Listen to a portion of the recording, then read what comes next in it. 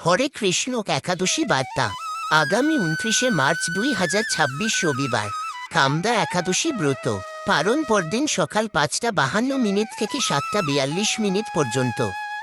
কামদা একাদশীর ব্রত মাহাত্ম্য সংক্ষেপে শ্রবণ করুন। চৈত্র মাসের শুক্লপক্ষের কামদা একাদশী ব্রত মাহাত্ম্য বরাহ পুরাণে বর্ণিত হয়েছে। মহারাজ যুধিষ্ঠির বললেন, হে বাসুদেব, আপনি কৃপা করে আমার কাছে চৈত্র মাসের শুক্লপক্ষের একাদশীর মহিমা কীর্তন করুন। শ্রীকৃষ্ণ বললেন, হে মহারাজ, এই একাদশী ব্রত সম্পর্কে এক বিচিত্র কাহিনী বর্ণনা করছি, আপনি তা একমনে শ্রবণ করুন। পূর্বে মহর্ষি বশিষ্ঠ মহারাজ দিলীপের কৌতূহল নিবারণের জন্য এই ব্রত কথা কীর্তন করেছিলেন। ঋষি বশিষ্ঠ বললেন, হে মহারাজ, চৈত্র মাসের শুক্লপক্ষের একাদশীর নাম কামদা। এই তিথি পাপনাশক ও পুণ্যদায়িনী। পূর্বকালে মনোরম নাগপুরে স্বর্ণনির্মিত গৃহে বিষধর নাগেরা বাস করত। তাদের রাজা ছিলেন পুণ্ডরিক। গন্ধর্ব, কিন্নর ও অপ্সরাদের দ্বারা তিনি সেবিত হতেন। সেই পুরীর মধ্যে অপ্সরা শ্রেষ্ঠ ললিতা ও ললিত নামে গন্ধর্ব স্বামী স্ত্রীরূপে ঐশ্বর্যপূর্ণ এক গৃহে পরম সুখী দিন যাপন করত। একদিন পুণ্ডরিকের রাজসভায় ললিত একা গান করছিল। এমন সময় ললিতার কথা তার মনে পড়ল। ফলে সঙ্গীতের স্বর লয় তাল মানের বিপর্যয় ঘটল।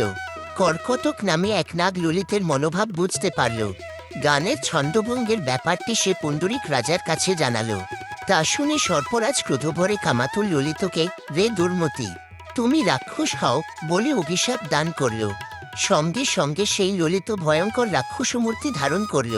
তার হাত ১০ যোজন বিস্তৃত, মুখ পর্বত বোহা তুল্য, চোখ দুটি প্রজ্বলিত আগুনের মতো, ঊর্ধ্বে ৮ যোজন বিস্তৃত প্রকাণ্ড এক শরীর সে ধারণ করল। ললিতের এরকম রাক্ষস শরীর দেখে ললিতা মহাদুঃখে চিন্তায় ব্যাকুল হলেন। স্বেচ্ছাচারী রাক্ষস ললিত দুর্গম বনে ভ্রমণ করতে লাগল। ললিতা কিন্তু তার সঙ্গ ত্যাগ করল না। ললিত নির্দয়ভাবে মানুষ ভক্ষণ করত। এই পাপের ফলে তার মনে বিন্দুমাত্র শান্তি ছিল না। পতির সেই দুরাবস্থা দেখে ব্যথিত চিত্তে রোদন করতে করতে ললিতা গভীর বনে প্রবেশ করল। একদিন ললিতা বিন্ধ্য পর্বতে উপস্থিত হল। সেখানে ঋষ্যশৃঙ্গ মুনির আশ্রম দর্শন করে মুনির কাছে হাজির হল।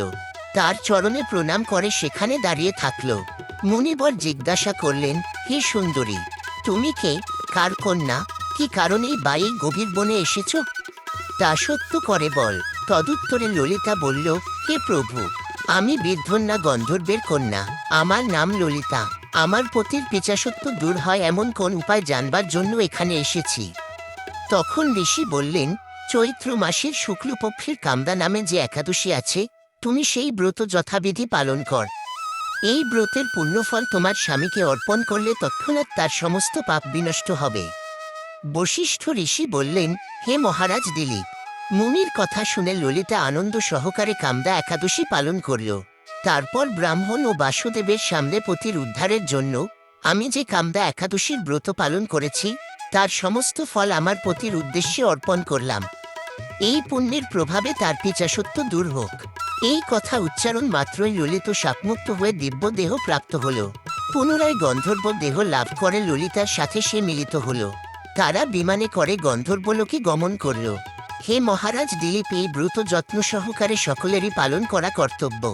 এই ব্রত ব্রহ্মহত্যা পাপবিনাশক এবং পিচাসত্ব মোচনকারী।